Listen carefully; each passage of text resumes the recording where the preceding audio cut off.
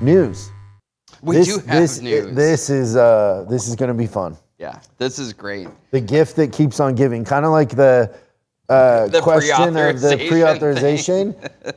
Ford is the gift that keeps on giving. So why this is so fun for me is I feel like I've been saying this for, I don't know, 7 years. When was it that NADA told me I couldn't talk about this? Like 14, 15, somewhere around there. Yeah. So I've kind of seen this coming. Yeah. Not that I'm expecting anybody to say, oh, you were right, because I don't want to be right, actually.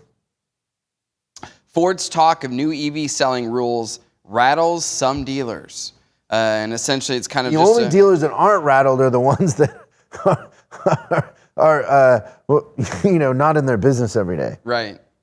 The ones that are like, yeah, it'll be fine when it's passive dealers. Yeah. So essentially, it's more discussion about the model that Ford is making broken people into two choose companies between internal combustion engine and then the electric division, and essentially those coming into the electric division are going to have some extra rules and regulations, a little bit of control from the manufacturer. The best quote in the article is from Jim Farley, and it says, I think our dealers can do it, but the standards are going to be brutal. Not just bad, but like brutal. So this is a Wall Street Journal article, yes. And Farley is the CEO of Ford. You got to give him context. Right. So what is it? Read the quote again. I think our dealers can do it, but the standards are going to be brutal. They're going to be very different than today. And it just says they will control everything. Just to let you know. The idea here is that Ford is going to keep dealers, but Ford is going to sell vehicles, electric vehicles, direct to consumer through a website. So let's role play this. Yes, let's do that theory a little bit. Okay. So do you want me to be the manufacturer or the dealer? I want to be the manufacturer. You want to be the manufacturer? Okay, so Ford, let me get this straight. I'm still the dealer, I just don't sell the car. You will 100% be the dealer, and yes, you will be the dealer. Okay, and now I don't have any inventory, but customers are going to go to my website to buy the car. Yeah, they're going to go to your website, but you won't have any inventory, and you will not actually sell the car, but you're still a dealer. But it's my website. Well, yeah, of course it's your website. If it's in small print, you can have the name of the dealership in there. We'll use our marketing company to kind of put all the content on the website, but it's totally your website, yeah. Mm-hmm. So I can change my website to give me an advantage on other dealers. No. Let's not get crazy here. We'll make sure the marketing company does a really good job of making a great website. So you're going to control my website, so then you're going to pay for the website? No, we'll bill that to your parts statement. I would normally put it to your new vehicle account, but you won't have one anymore. You'll be a dealer. Okay, so then let me get this straight. So if I don't have any cars, but they're going to buy on a website that you control, anybody who buys a car in my market where I can service them, those will be my sales, right? No, but you'll be a dealer. I think that what we'll do is our marketing company and our crack team of retention specialists will assign the customers to a dealer based on how that dealer does in the market. So how do I do better in the market? Well, let me ask you this question. Can I have a demo of one of the cars? Like, can I get one of the cars to demo and show? Like, could I drive one around? As a dealer, I'm really influential in my local market. And so if I'm driving around one of these electric cars, a lot of people are going to want them. And I'm good at selling cars. I could sell more of them. And so could I have one? No. But what we will do is we will have our Ford Elite Dealer Group, which currently comprises of 0 dealers. But those dealers will have access to demos. How do I become an elite dealer? We'll pick the people that will be part of the dealership. How do I get picked? That's classified right now. I don't know that you'll be a dealer. Yeah, that's how it's going, right? That's exactly. Well, People are like, that was 15 minutes to get to that. Yeah. That punchline was great. Oh goodness. No, it is. Yeah. It's like the Norm Moth joke in a It's sense, very right? Like similar. so Norm Macdonald has this famous joke on Conan O'Brien where it goes on for like 5 minutes, but in the end, it is what it is, right? Like, So that's the news. what's the quote from the dealer in there? There's a dealer. There in was there a that really says, good one. We love Ford. Is what So- he says.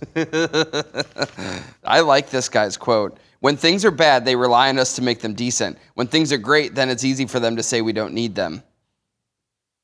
Yeah, that's how the dealers feel. Yeah, there's no doubt It's that's going around. it's an interesting time in the sense that they're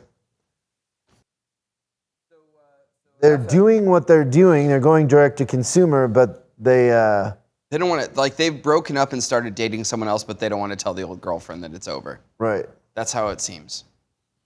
But used car sellers not running out of gas yet. This is another thing talking about CarMax, for instance. Last quarter, revenue grew 21%, even though they sold less vehicles. So that's consistent that's still kind of going on. We're waiting. I don't know. I mean, you and I have talked about this a lot of times, that at some point in time, the bottom falls out of this whole thing with the used cars. I don't know when it's happening, but it feels like it's getting a little bit closer. So they've still got some cars, and they're still selling them. So just 2 days ago, my future mother-in-law is moving across country, and she sold her car to CarMax for, I think, a couple $1,000s more than she bought it years ago. So she drove it, put miles on it, and sold it for more, which is my experience with my X6 when I sold it, is I sold it for more than... It's unbelievable to me. Yeah. I'm good for her. But I it's think still it's great. good as we sit here today. Yeah. So used car grosses are up. So what doesn't it say? CarMax's revenue is up, even though their volume's down. Yeah, so revenue up, car sales down. So the units sold is less, but the revenue is up. Their gross per car was at $23.39 per car. Seems low. Well, I think for them that's probably better than what they normally do. It says it's up. And then the average price paid for a used car is $6,311 more per vehicle. So it's a lot. That's definitely changed. All right, and last but not least, not much of a shocker here, but this is another Wall Street Journal thing that talks about electric vehicles. And trivia question for you. So what do you think's happened to the demand for electric vehicles over the last, say, 7 months? Gone up. Gone up. When the demand for something goes up, what do you think happens to the price? Goes up. All ships rise. 22% increase in electric vehicle prices.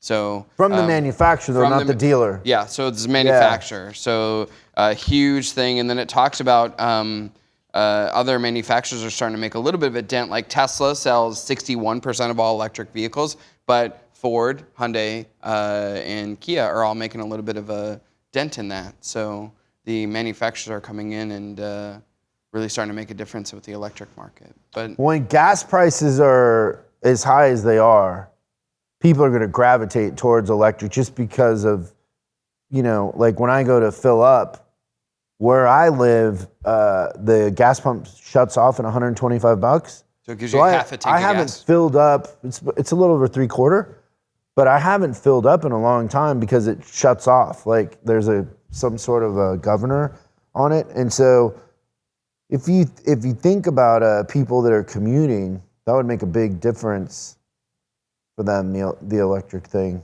Well, I also think it'll increase the amount of charging stations people put in their homes. Yeah, for sure. So they're not going to rely on the infrastructure of like the public charger. I think a lot more people will just do it in home, and then they can justify it at $7 and $8 a gallon, like it is out here. Say, okay, if I spend $5,000 on my charging station at home, I'll pay it off in a year, right?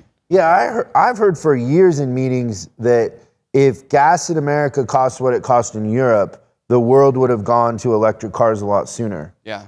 But because we've historically have $2 or $3 a gallon gas, we have bigger cars, right? Because when you go to Europe, you don't see Escalades and, you know, everything's smaller and they drive less. They have better public transportation.